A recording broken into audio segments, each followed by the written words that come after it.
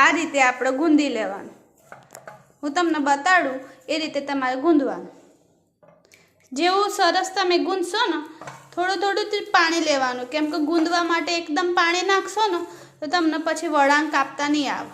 આ ગૂંધાઈ ગયો છે આપણો લોટ. હવે હું તમને થાપતા શીખવાડું, બરાબર?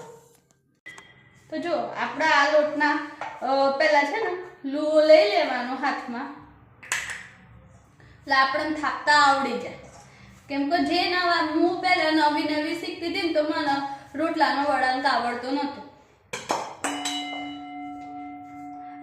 આ રીતે આપણે છે ને હાથમાં લઈ લેવાનું, જેમ લાડવો વાળતા હોય એમ પહેલાં વાળી લેવાનું, અને પછી છે ને આમ ગોળ ગોળ જેમ પૈડું ફેરવતા હોય ને હાથમાં, એમ થોડું નાનું પહેલાં હાથમાં કરી લેવાનું.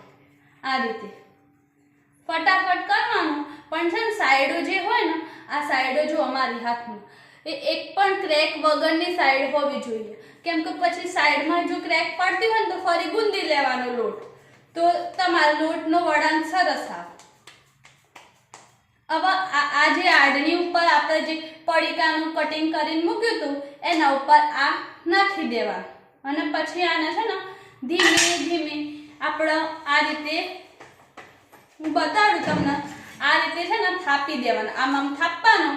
આપણે ના ખાવા તો આડની આમ ફેરવી દેવાની, જેમ જેમ એની આજુબાજુની કિનારી જાડી રહેતી હોય ત્યાંથી આમ થાપતું જવાનું. એ થપાઈ જાય એટલે એનો આખો શેપ આવી જાય.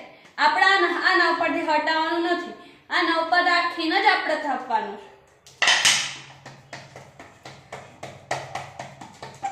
અને સાઈડોની કિનારો જો તમારે ફાટી જતી હોય ને તો એના આજુબાજુમાંથી છે ને આ રીતે કરતું જવાનું. આજુબાજુમાં એક હાથે થાપવાનું અને એક હાથે આ રીતે કરતું જવાનું.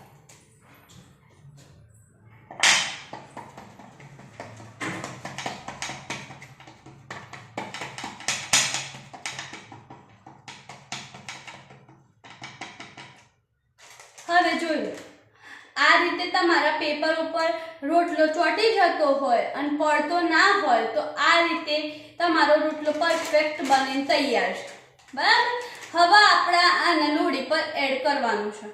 અમારા ઘરમાં એકદમ પાતળો રોટલો કોઈ ખાતું નથી, એટલે મેં સેજ જાડો બનાવ્યો છે, એકદમ પતલો કર્યો નથી. અને તમે જેટલો ઠીક બહુ જાડો ને બહુ પાતળો ની કરશો મીડિયમ તો તમારો રોટલો સરસ ફૂલશે. મેં એક રોટલો ઓલરેડી બનાવી દીધો હતો. એ જુઓ, આ રીતે આપણો રોટલો બની અને એકદમ તૈયાર થશે. રોટલો જરાય કાચો રહેવો ના જોઈએ.